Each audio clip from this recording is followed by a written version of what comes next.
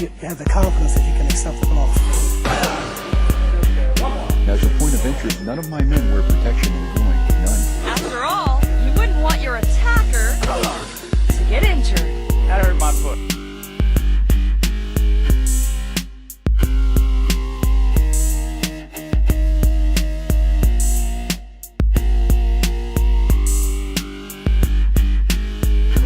Is not able to join us tonight, but we'll be back in the broadcast booth for Dallas very soon.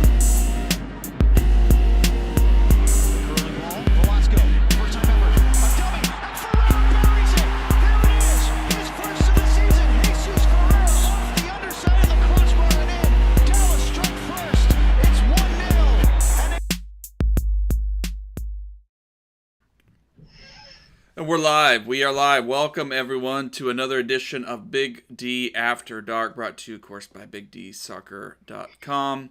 I'm the host here at Nathan J. Hill. You can follow me at Nathan J. Hill on Twitter, and Jose there at El Chico Carmona. I think Tommy is going to join us here in a few minutes. He's running a bit late. But, hey, and Ishmael, unfortunately, has to do something called schoolwork. Whatever that is. But blessings to him. We know that's a real thing. So we're glad you're joining us here. Remind you, this is an interactive show. We love it when you share it. Spread the love and let other folks come on. Here comes Tommy right now. We're gonna. All right, hey, we're live. Hey, Tommy, you made it just in time. We're live. Tommy. Good. And there's somebody, Tommy LaBeouf at Tom_FC Dallas on Twitter. So yeah, this is an interactive show. We want to see your comments, your feedback, your questions from an interesting weekend of soccer. So FC Dallas did not play, but we had plenty to focus on. North Texas SC won its home opener 3-1 against Minnesota United FC2. We'll talk about that in a little bit. I've got some clips from the media availability before that match that we can get into, and then but also the United States men's national team. Since we last talked, fought to a hard draw at Azteca. Very good. Yeah. A very good result. In a place that can be really tough. And then, as we saw last night, U.S. against Panama all but clinched their spot in Qatar with a 5-1 beat down, including goals from Paul Arriola and Jesus Ferreira. And we're going to start there. We're just going to start there and enjoy the moment. And we're always nervy about these things because of what happened 4 years ago when the U.S. just had to beat a minnow and weren't able to get the job done. And so I understand the anxiety for fans because this is a team that hasn't always stepped up to the plate. But this team is also different. The coach is different, and as much as we can criticize Berhalter for some of his some things that we maybe haven't liked how the team has played, he has got these youngsters to buy in, and we've seen development and growth from a lot of guys. And, of course, you have FC Dallas to thank for a lot of it. I mean, oh, man, a huge chunk of that men's national team roster are FC Dallas alums, academy kids. There's just a lot. FC Dallas is all over this. And so and last night with Paul Arriola and Jesus Ferreira, what great moments for them as well. So let's get into it. What were your reactions to that match? Which one, the Panama match? Let's go with the Panama match. Well, either one. Let's talk about Azteca, Mexico, and Panama. Well, I think it was the perfect results. Really, I mean, I'm a proponent that they needed to start a strong enough team that was capable of getting a point in at least a point and possibly win in Mexico in the Azteca. And that's exactly the kind of team they rolled out. And honestly, for large stretches of that match, the U.S. was the better team. You almost felt like they left points there. Like they could have walked out of there with 3 points. But I'm not complaining because honestly, a point on the road in CONCACAF is an excellent result. And then, of course, everyone was freaking out about Panama. And I mean, that win had FC Dallas signed all over it from Shaq Moore basically being forced to start at right back. And he was the third back, and you had Cannon with the COVID and Yedlin with the suspension, I believe. And so he steps in right off the bat. Then you had Zimmerman drawing that PK, the first PK. You had the initial shithousery from Ferreira when everyone was certain he was going to take the PK, but he was just basically making sure that they didn't go after Pulisic and try to get into his head. That was great, by the way. And then of course Arriola with the goal. I think he had an assist too, I believe, and Ferreira eventually with a goal. And I'm not even upset that he skied that one shot that was behind him, Right. because who cares? By that time the game was over, and really they were just having fun. I think you saw Panama come out knowing that the kids were basically had lost some interest down the stretch, and that's why they gave up the goal. But really, it was not really a thing. It's like it didn't matter by that time if they allowed a goal or not. They go to Costa Rica needing to lose by 5 goals or something like that, which is Costa Rica hasn't beaten anybody in CONCACAF by 5 goals since the 70s. And think of how hard that is to do in a region with so many minnows in it. So yeah, I'm not one of those people that's upset that they brought out the banner, because it's a foregone conclusion that they will qualify. It's just a matter of where, that slim outside chance they'll be playing one more match against New Zealand or something. But It's not necessary. I mean, if you're a football fan and Alabama is playing Kentucky, you know how that game's gonna finish, and this is the same thing. Costa Rica has been bad. I mean, I could see the U.S. basically decided to just bunker and walk out of there with a draw, and that would be acceptable to everybody. I hope they go for the win. I mean, it's more realistic. The more CONCACAF thing to happen would be if Canada somehow chokes in Panama, and the U.S. beats Costa Rica, and Canada somehow doesn't finish on top, which by all rights they should be. I'm just saying that's the more likely of the two scenarios to happen. So yeah, I'm not concerned, and honestly, fans should just watch the game and enjoy. yeah, Tommy, what were your reactions to the matches?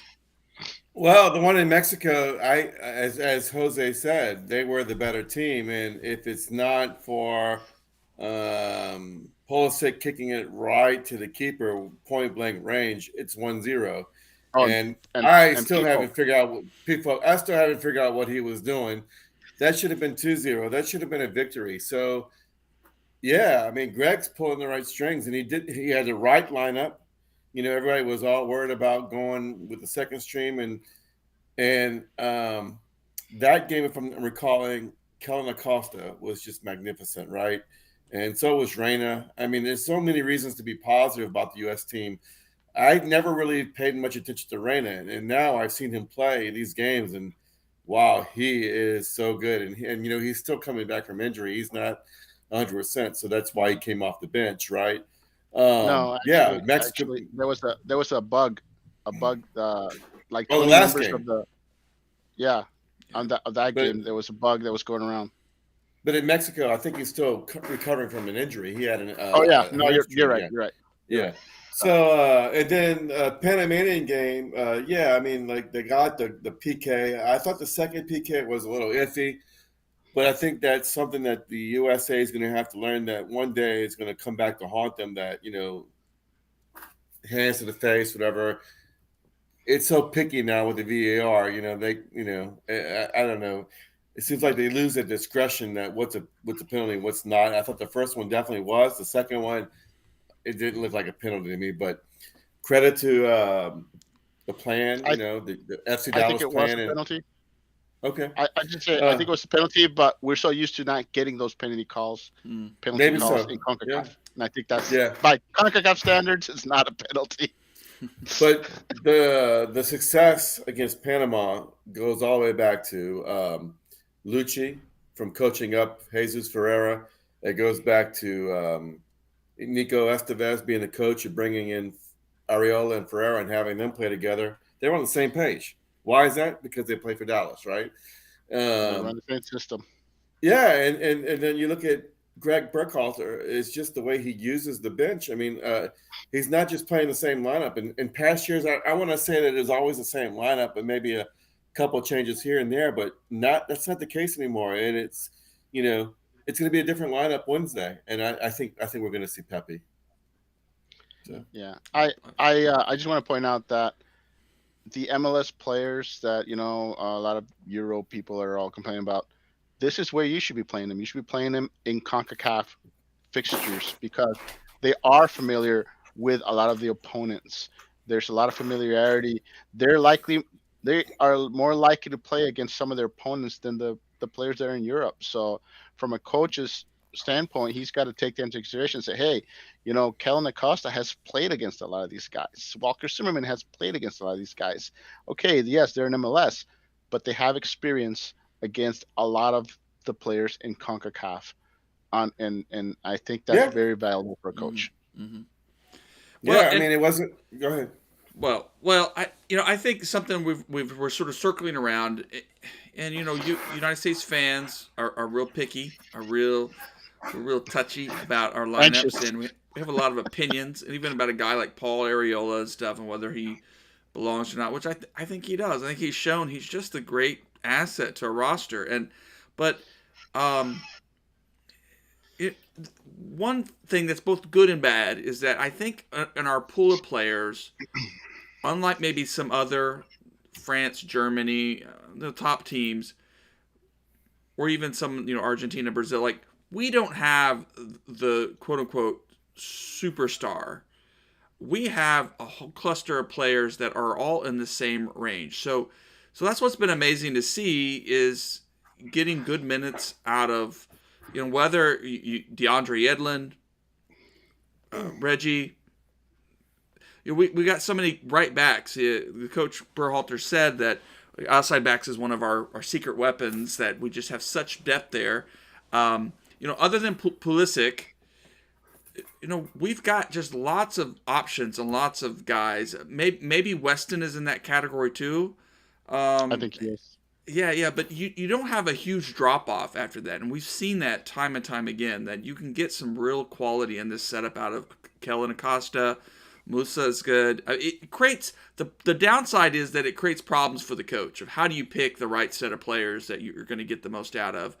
And you're hoping guys are in form or not, and so it creates some issues. Because like Joe Scally, we've got a lot of these guys that are up and coming that are playing against good teams and are going to be assets come World Cup time. But it does make things difficult when you need someone to step in and just perform. But you got this whole number of guys, any of which could perform if you just plug them in at the right time and they're in the right frame of mind. So it's a real challenge, I think, from Berhalter, but it's something we also haven't had for a long time in the U.S. program. Just a glut of really promising players getting good experience, but the coach's job is then to figure out how to narrow it down. And put the right set on the field for each situation. So we'll see. I think that's. Do you guys agree? Yeah, I do. I agree. I also think that all the U.S. fans, they for some reason don't take into consideration that all these players are playing in different systems in their respective clubs, and so there's some players that, as good as they are, and I mean, sure they're studs. The coach isn't just gonna start them for the sake of starting. He's gotta bring them in, and they gotta show that they understand what he wants from them, and they gotta earn his trust. And I understand everyone's issue with Berhalter, this and that, but at the end of the day, he's still the guy making the calls. And if he's not starting somebody, it's because during practice or whatever, he's got a guy who he's seeing basically make mistakes.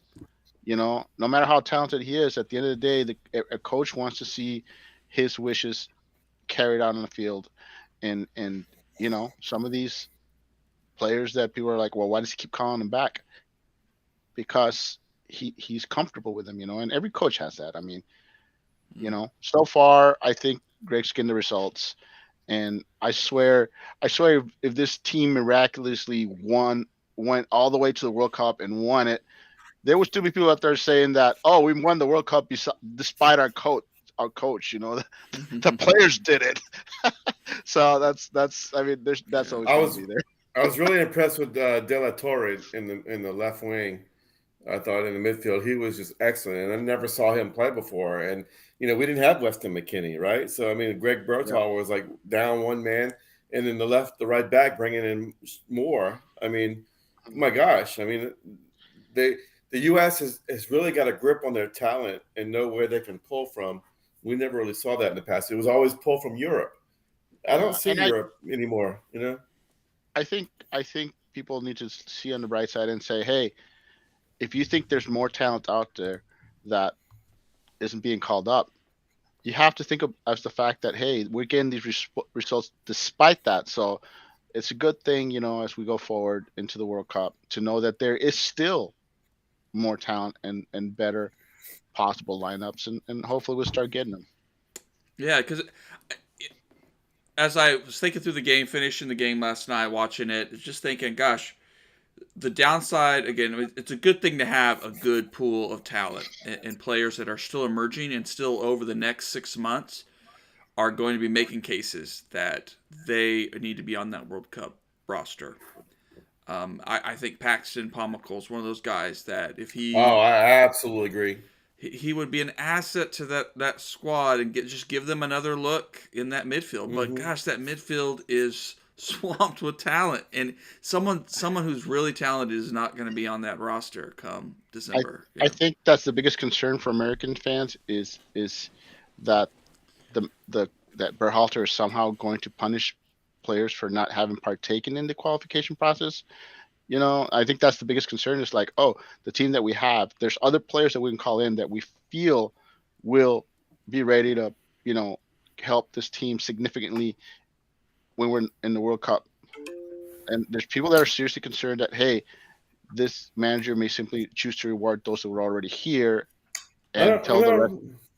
I know. I'm just saying that's the concern from some people. It's like, and they have a right to worry about that. Of course, they don't have the highest opinion of Berhalter, but I think I'm looking forward to see who else gets in and gets minutes. More. I never seen him play before. So the reason Reggie being out and losing the other guy also. Where does Moore come from? So I think it's whoever's. Moore's been playing in Spain, and he's actually connected to FC Dallas, by the way. So he's actually considered one of the FC Dallas guys. But he's been playing in La Liga. So I mean, he's one of these players that has been playing at a high level. I don't know that he's a regular starter anymore, but besides that, he's played high level opposition and he looked up to the challenge. And he's actually played before and looked good before. So I was not surprised that he did good. But to Nathan's point, Paxton plays with Arriola and Ferreira, right? I would like to see that, Yeah. I would just like to see Paxton called up and given a shot. I mean, I always said the care same thing about who he lines up against as long as he plays. And Hollingshead is one of those players that will probably never get called up because he simply doesn't fit what Berhalter wants to do. And that's what I'm saying is there's some very talented individuals out there that Berhalter simply sees as not being a fit for what he wants to do, and that's why they're not getting the minutes and call-ups. I think when you have the bigger camps, you should still bring them in and give them a shot to prove to you that they can pick it up. So I think that's what all we want is, hey, there's certain players, there's so much talent that, I mean, it's hard. I think it's going to be hard. It's harder. We have more talent. And like you said, I don't think there's a big difference between certain talents. I know people feel that there is. And so as a manager, it's like you have to determine which player you think is going to be best suited Mhm. with the core group too, mind you. People forget that certain athletes butt heads, so you got to look at the locker room also. You want a unit that's cohesive, and are you going to bring in a player who doesn't know anybody, doesn't get along with anybody, who's just here? Sure, maybe they're professional, but maybe they don't really have a bond. That's another thing that you got to take into consideration that we don't get to see. Well, it was good. It was a good weekend for US Soccer. I know we still going to have a little bit of anxiety about Wednesday night, Not me. but good. Not Jose. I don't know. Maybe Not some of me. them I are. I have not had the anxiety that everybody else has had. Everyone's been freaking out. I mean, let's face it, Panama in the U.S. They're minnows. If it was in Panama, I'd be worried, but it wasn't in Panama. It was here.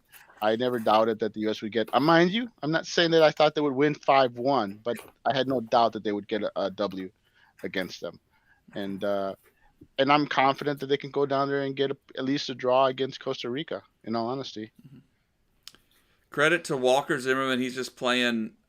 His play lately has put, in my mind, him into one of those like locks. If he stays healthy, if he keeps playing like this, he's just been so good for that team and such a rock back there. and he's been what MLS defender of the year 2 years running. I mean, this guy is basically is excuse me is basically is the kind of player you want. Okay, so he's not playing in Europe, but he's basically still playing at a high level here in MLS, and you don't see a drop off when he steps up in the higher, against higher level competition. That's what you want.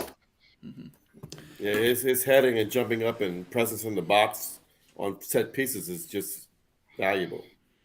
Yep. Yeah.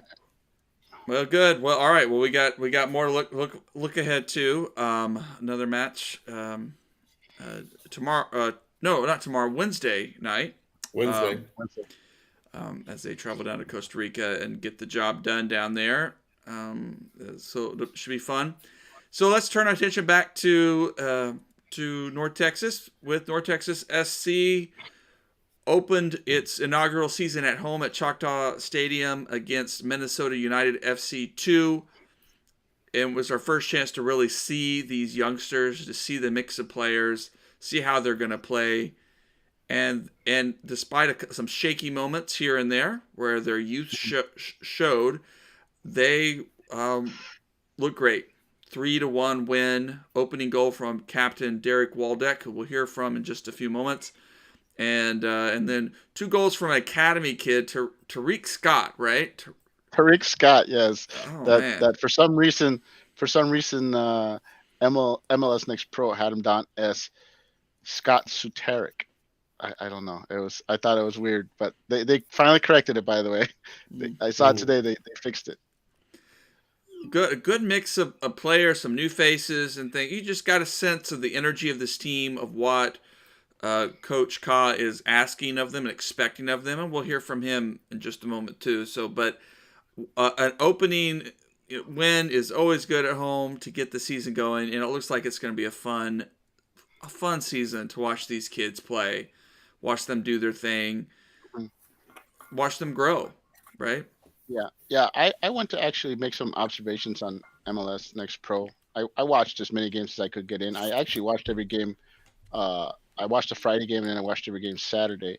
Not so much Sunday. I watched one game, I think, on Sunday. But I want to point out that not a single home team lost.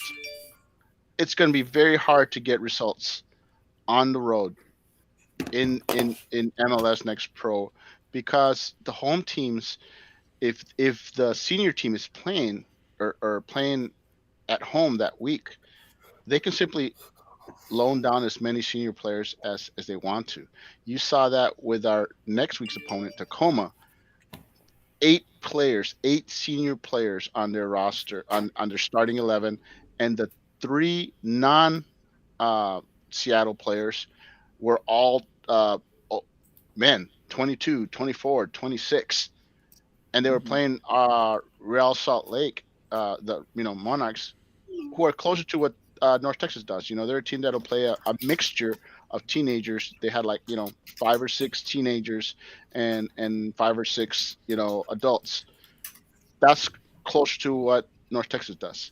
Seattle, they they played 2 teenagers on their starting lineup, and one of them was Danny Leyva. So, I mean, 118 games of MLS experience on the pitch. So, and that's the thing that we saw with MLS Next Pro is teams were all over the map. Some teams like Minnesota United started 7 players from their senior roster. Some teams started, academy kids, and the results were all over the map, and it was very tough to get any points on the road. The only teams that did it, by the way, are really, really good teams. In New England Revolution, got 2 points in the first ever shootout against NYC FC, and then the other one was I can't think of who the other one was, but I think it was Sporting Kansas City, which another team that I think is very strong. They got a point against Colorado. The answer is yes, and I'm going to explain that to you guys. And I'm kind of sad that Ismail isn't here to argue with me, because I keep telling everyone that North Texas is actually one of the best teams in MLS Next Pro, and that's a team. Their home field advantage is significant. Only 3 losses in the last 3 years at Choctaw Stadium. That's against better opposition week in and week out than what they're going to face here. But on paper, if you would have looked at North Texas's team and then looked at Minnesota United's team, on paper, Minnesota United had the better team. They had 7 senior team members. They had Ja'Cory Hayes. They had Ja'Cory Montgomery. Hayes. and Callum Montgomery, for crying out loud, in their lineup. And on paper, it looked like a stronger team, but that's not the reality. The reality is that Minnesota, a lot of their coaches joined just within the week. Some of their players hadn't actually played with the team and basically came down and here you go, play with this team. And there's going to be a lot of teams like that in Major League Next in Next Pro that are not real teams. It's basically, a lot of them. There's I can tell you right now that as hard it is to get points on the road, there are only 3 teams in the Western Conference that have good enough teams, strong rosters, strong coaching, that could walk into Choctaw and legitimately take 3 points from North Texas. And those 3 are St. Louis, which, Right. It's basically they got like 8 men on their roster that are going to be playing in MLS next year. Sporting Kansas City has a solid, strong U23 type team. And then the third team is Tacoma, which is the same way. They've got a good U23 level team, and Seattle's not afraid to send a lot of players, especially at home. Those are the 3 teams that could walk into North Texas and potentially walk out with 3 points.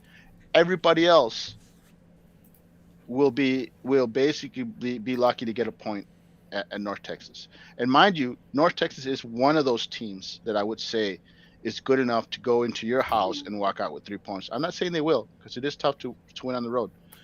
And the difference is the academy, it's the integration. You would think that all the teams across the league do it, but that's not the case. Only the best academies do it. Your Philadelphia Union does it. Miami is doing it. FC Dallas does it. Where you say, oh, hey, Tariq Scott, he's a U17 kid or U19 kid. Well, he's really like a U15 or U16. I mean, he's like 16 years old, but he's played with North Texas. He's played with U19s. The integration means that the academy kids that walk into the starting lineup, whether starters or reserves, know the system. They run it over and over. The full integration means there's not that huge drop off. If FC Cincinnati brings an academy kid into their starting lineup, there's a drop off. That doesn't happen with North Texas, and you're going to have a lot of more consistency. They're a true team, is what I'm trying to say. Is there's a lot of talented teams in Next Pro that are not teams yet. They won't gel for about half a season at the earliest. Well, that's a good segue then to kind of hear from head coach of North Texas SC, Paul Mudaka. He's a former MLS guy, won a championship last season with Pacific up in the Canadian Premier League. Yep. Yeah, and I got to ask him some questions. There were only a couple of reporters on the call, including one from Canada.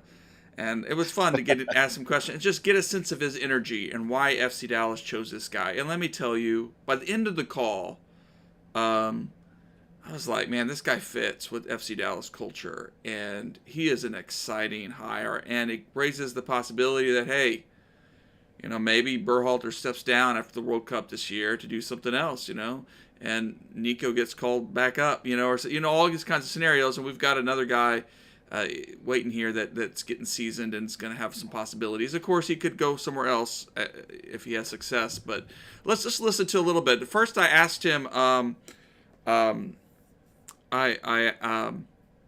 asked him about these questions that Jose you actually gave me. One about how they're going to integrate tactics, and then I asked him about academy kids. And so we're going to have those first two questions, and then hear a little bit how I asked him sort of how they were going to approach what fans should look for when they see North Texas play. So we'll pause in between one and then before we do the final one. But let's just listen to Coach Ka and get a sense of his energy. Hey Nathan, for me, when I came into this role, there was a long discussions between me and Andre Zanota and Matt Denny about the style that we want to implement, which will also be closely to the first team, because obviously the NTSC role is to facilitate players that can be easily adaptable in the first team, same as when players come down from the first team, eventually they have to need games, so they understand the similar roles that needs to be implemented. Obviously, we discuss all the time, me and Nico, we have a great communication line with their staff and the understanding of what we all want to achieve here together with the organization, because that's also very much important that for us to create a pathway where young players can get minutes, also develop, so that they can be ready in case the first team calls or they're ready for college or anything. So for us is to create a pathway with the NTSC. Great. Well, because that builds off to my next question, which is just sort of how much playing time can we expect for academy players this season? Well, for me, anybody that knows me is like, for me, it's not about your title. It's about what you can do, right? Age, we don't care about the age. If a young player is good enough to be in the starting 11, he will get his opportunity. Because I always build off training, what you show in training, and then the tactical decisions that we're going to make. So that would be the two main core for the academy boys. But the academy boys that have been training with us has been fantastic. I've been very pleased with their attitude. I've been pleased with their approach to the game, their willingness to learn, which is very important for me dealing with young players, as well as giving them the confidence to know that they can go out there and perform. So all the academy players, plus the signed players we have, they're all battling for minutes, and they may be in case of situations where the first team players will come down, and obviously they will have the priority to play because Nico will need them. But for us is our team is our team, and we will give minutes to players that show every day that they're capable of being at the level, whether you're 16 or you're 20. We'll pause there before we get to the final thing, because I asked him after that too about the rule changes with MLS Next Pro, which is no draws but shootouts, right? So so it's gonna be. So I asked him, and he's not a fan of it. He's just not. He says it's not.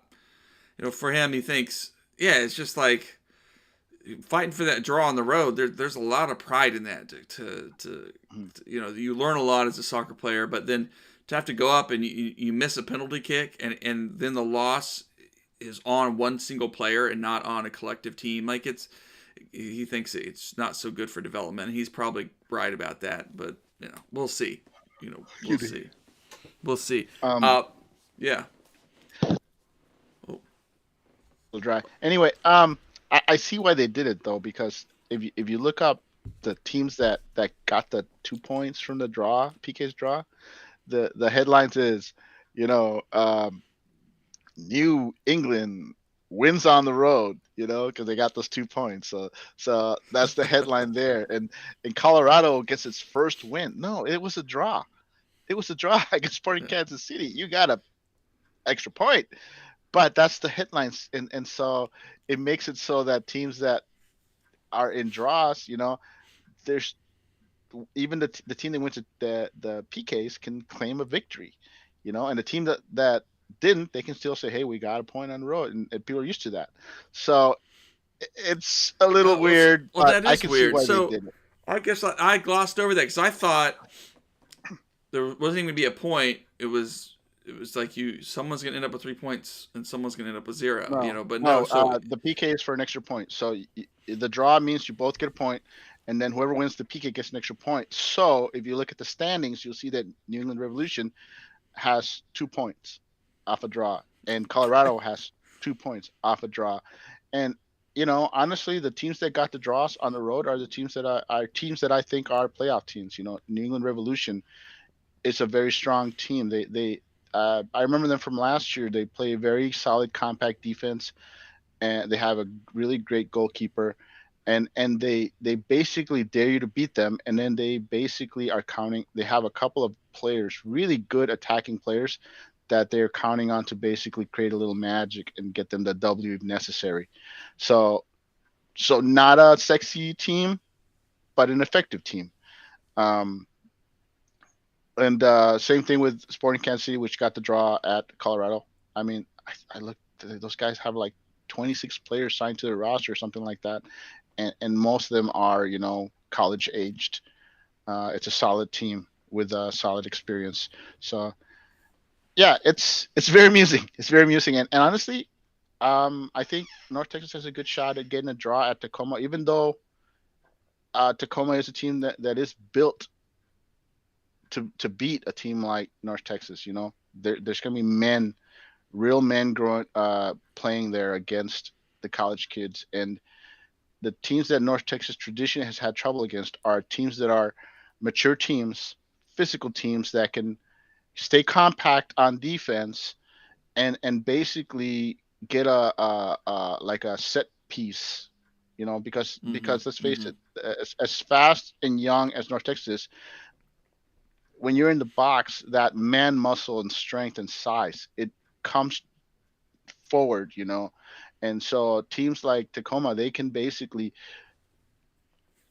sit back, try to play for set pieces, try to play for stuff like that, and they have the maturity to play a disciplined game, which you saw Minnesota lack the discipline. I mean, I saw them basically trying to beat up the kids and trying to play, but Minnesota didn't have the discipline because they weren't a real team. Tacoma used to play in the USL Championship, and so their system is set. They're going to be tough, and they're going to try to grind a win out. So I wouldn't be surprised if it's like 0-0 going into like the 70th minute, and then you'll see basically that fouling and that grinding start to wear on the North Texas kids. And so the danger there is that we allow a late goal or two, and what could be a 0-0 or 1-1 draw suddenly turns into 2-goal loss. So North Texas has to score really early, by the way. They need to score as quickly as possible and force Tacoma to play into the more of pass style. By the way, one last thing.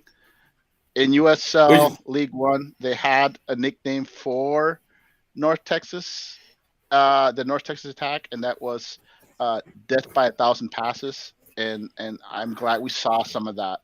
We saw, we didn't see much of it in the last, as often, in the last 2 years as we did in the first year. But we got a glimpse of that with Pa's team making a lot of passes, a lot of possession, and North Texas is one of the few teams that can do that can play that kind of, sort of like a tiki-taka style. And it is draining for other teams to basically maintain that. There's only a few teams that can do it. And fortunately for us, they're over on the East Conference. So, so just so you guys Oh, keep Tommy, forward. you're muted. Yeah, you're muted, Tommy. I could hear you saying trying to say Sorry, something. yeah. I was asking about the Parker at left back, and I think Ferreira's brother played well. Can you have any feedback on those Yeah, guys? well, I thought Parker looked great. I think Ferreira actually didn't play well. I think he was average at best. It should Isn't he be young? noted that he is young, so I'm not holding that against him. I mean, he did start. He wasn't a weakness. I'm just saying he didn't stand out. And what stands out is that when he was replaced, he was actually replaced by Tariq Scott, who came in and basically changed the face of the game. And I want to point out, because I was one of the people that was concerned that they weren't going to play the kids, is all 5 of the substitutes that came in were teenagers. Baker's an academy kid. He came in. Smith is an academy kid. He came in. Colin Smith is 18, even though he's homegrown, but he's still 18-year-old. That Lacerda kid, the kid they got from Cal United, he's 19. He was that really big kid with the number 6 shirt. He was massive. I'm like, who's that midfielder up there? He looks like a center back. He was Right. out there, and I forget who the 5th guy was, but it was also another kid. And I was very excited they played at least 3 academy kids and 2 young players. That's what you want to see, and that's what you will continue to see from North Texas. And I think, I mean, this is what we want to see, those guys get minutes, so we can see what Ferreira is going to do, and if he's going to follow in his dad and his older brother's footsteps. And I thought one thing is Antonio Carrera, or the goalkeeper, was just great. Right, you could just see why this kid was a bright He future. balled out, man. He had like 6 I meant to saves. ask about him too. Good. Yeah. I'll tell you what, we saw it all. We saw that the back line was shaky. And honestly, if Carrera doesn't stand on his head, maybe we walk out of there with a 3-3 draw, because that was an issue the last year. We had Sanchez and the kid from the draft pick kid. I don't want to mispronounce his name, but they both were very inconsistent, and there was games where they allowed 3 and 4 goals. And if Carrera can play like this on a regular basis, it'll make up for the fact that the back line is the weak point of the team. The midfield has played together for a long time, and the reserves that they're going to bring in are going to be academy kids who are familiar with the system. Same thing with the attack. The attack and the midfield are the strength of this team. The back line, 4 new starters: Pope, Parker, Nice, and the kid from Canada, and of course Carrera. So that's where it's going to be shaky for a while. And I'm just want to say that there's very few teams that can actually take advantage of that. That's the great thing about the team playing in MLS Next Pro, is that very few teams are geared to be able to punish North Texas for that. And so they'll have a little bit, they'll have to like midseason to get it patched up and figured out. Well, let's listen to there's a little more of Coach Kaw's energy here. I asked him about kind of what to expect for the weekend and for fans to come out. And so here he is.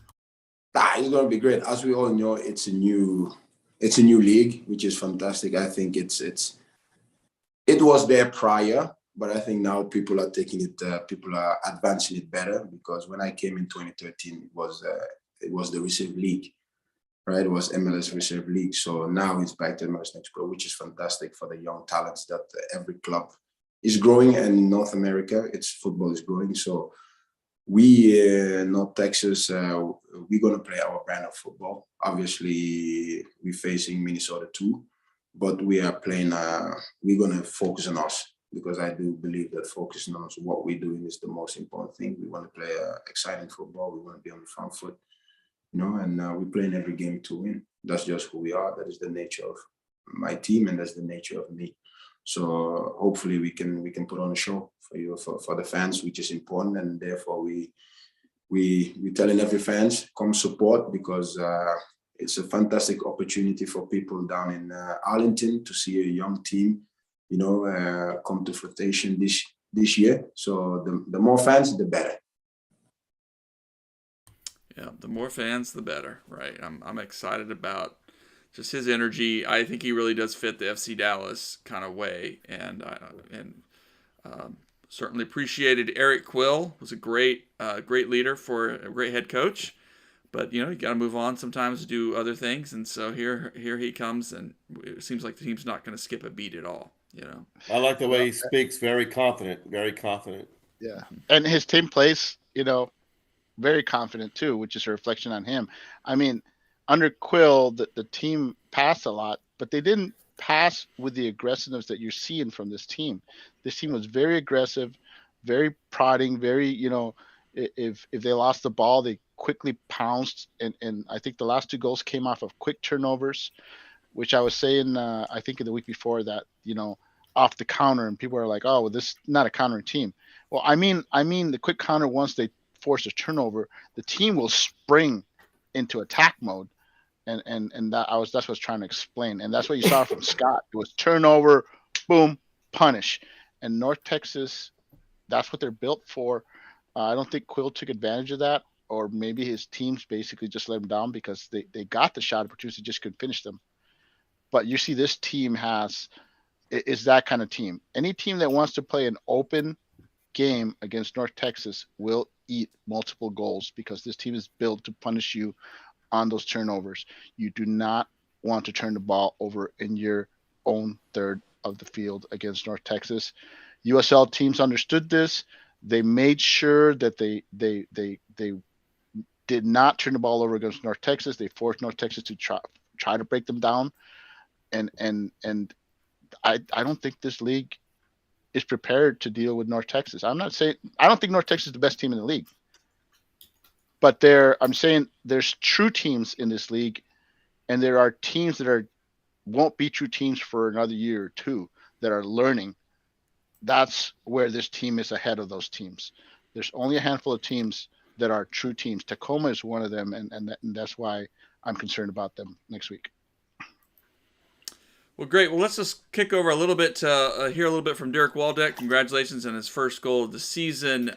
He is, what is more interesting, one of the older players on the team. He is the captain. Yes. He's been there a little bit longer than most, so he has a sense of continuity and leadership. And he's the first 3-year player on the team. North Texas used to have a hard 2 years to prove yourself, or you're gone. That's why Arturo was gone after 2 years. That's why Diamond's gone after 2 years. And this last season, they had a change and said, okay, maybe we should keep some of these players longer than 2 years. And Waldek is the first one. Yeah, so it's good. So it's good to hear from him. So we'll just maybe listen to the first question or two that I lifted from him. The first one is just about the penalty rule change and everything like that. Yeah, I mean, I don't know what to expect, to be completely honest with you on that front. In terms of other teams around the league, I know for us, it's not going to change anything. We're going to be looking each and every game to pick up all 3 points. We're not going to be content with 1. We're not going to be content with 2. The goal is going to stay to pick up all 3 points, regardless of whether we're on the road or at home. So yes, it might change the complexion of the last few minutes of a game. If you're trailing, if the game's tied, if you're ahead, how that plays out. But at the end of the day, like I said, we're playing to win. We're not going to be playing for shootouts. That's not who we are and who we want to be. So we're going to do our best just to win it in regulation. And if we have to go there, then yes, we're going to do our part to be prepared, to put ourselves in the best position to win each and every shootout. Because, at the end of the day, those are valuable points. If you can pick up an extra few points from shootouts, if you were to draw 5 games and you pick up 3 extra points, that's an extra win essentially on your record. So yes, we'll be prepared as well as we can be, but definitely won't be looking to draw games. We're going into each game trying to win. What do you feel like your goals are as a soccer player? You have you've been with the team longer than some of the new faces and things, so you have sort of a natural leadership role in that. You've seen some continuity. You're one of those continuity pieces, provide some stability. So just what do you want to see coming out of this year as you continue your development as a soccer player? Yeah, I mean, I think for me personally, it's just all about that 1% growth each and every day. I have an opportunity every single day that I get to step on the field to train, to push myself, to get out of my comfort zone, and just to challenge myself, frankly, to be the best player I can be each and every day. And I know I have aspirations to make it at the next level, to the MLS level, USL Championship, whatever is next in the years coming. I want to push myself on to another level, but that's not something that just happens overnight. That only happens if I'm willing personally to put in the work each and every day, to commit to having the right habits, doing those little things that will just make me 1% better each day, because that will add up over time. And I'm hopeful that can help push me on onto the next level individually. And then it's also about challenging myself as a leader, and as a human being. The game is a lot more than just what you can do with your feet. It's about who you are as a human being, how I can challenge the guys around me in the locker room. And, my goal is that I have a lasting impact on whatever guys I get to share the locker room with this year, that wherever they move on to, wherever I might move on to in the future, that this is a group that everybody remembers, and that hopefully I can be a leader that guys remember as someone who they would like to go into battle with each week, and that would encourage them, challenge them in the right ways, and just try to pull the very best from each and every player in our locker room. Yeah, just a little taste there, Derek. A good guy. Seems like he's really focused. I also asked him just about scored the first goal too. And he scored the first goal. Good for him. And I asked him about just the sense of what makes FC Dallas Academy so special right now, a special place, an enticing place to be, is because of guys like Ricardo Pepi. It's because those opportunities like Justin Shea to get minutes at that level, but then to have that pathway to Europe. And he, of course, he just acknowledged that is a huge thing, and that it's a reality check, because a lot of players just want to go straight to Europe, but it doesn't always work out that way. So these are always opportunities to make that impact, and it can happen here just as well as in other places. So really cool, really good guy. Really glad to see him get that opening goal, and I'm proud too that he's just willing to name his own aspiration to make it to the next level, because I do think if he keeps playing this way, it will make it difficult for FC Dallas not to find some way to keep him around and give him more opportunities. A solid player for this team and a solid leader. Yes, and I want to point out that I'm glad he brought up USL Championship, because honestly, that's where he projects right now. He's basically a fringe MLS player at best, but mind you, he's a player that can come up and play with the senior team when they're short on bodies, and so there's always a chance that he'll impress to the point where they actually take a chance in him.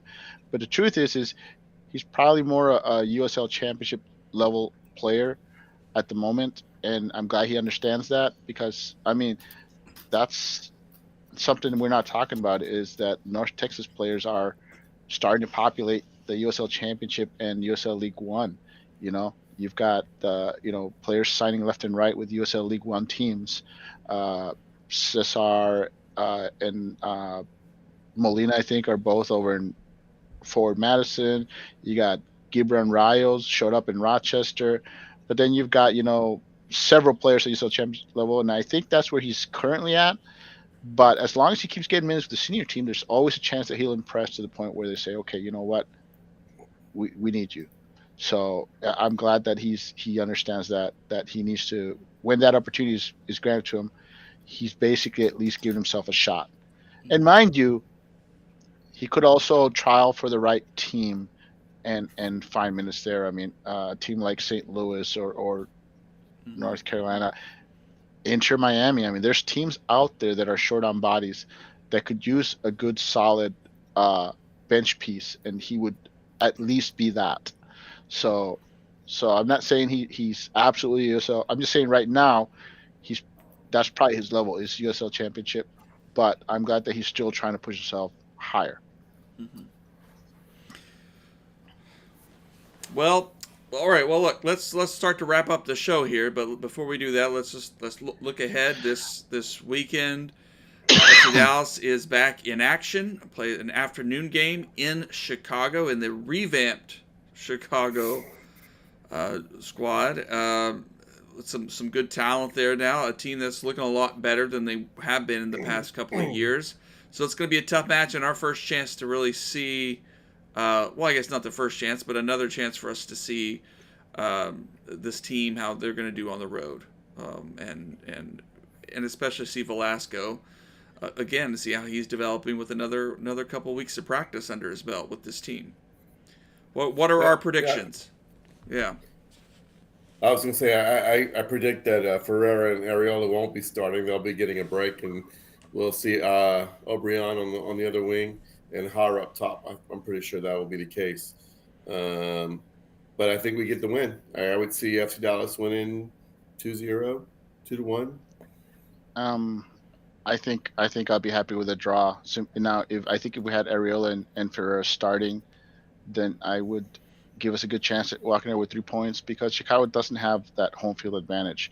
But they are a solid team, and the concern is that, Ferreira, Arriola, and Shun, probably won't be available.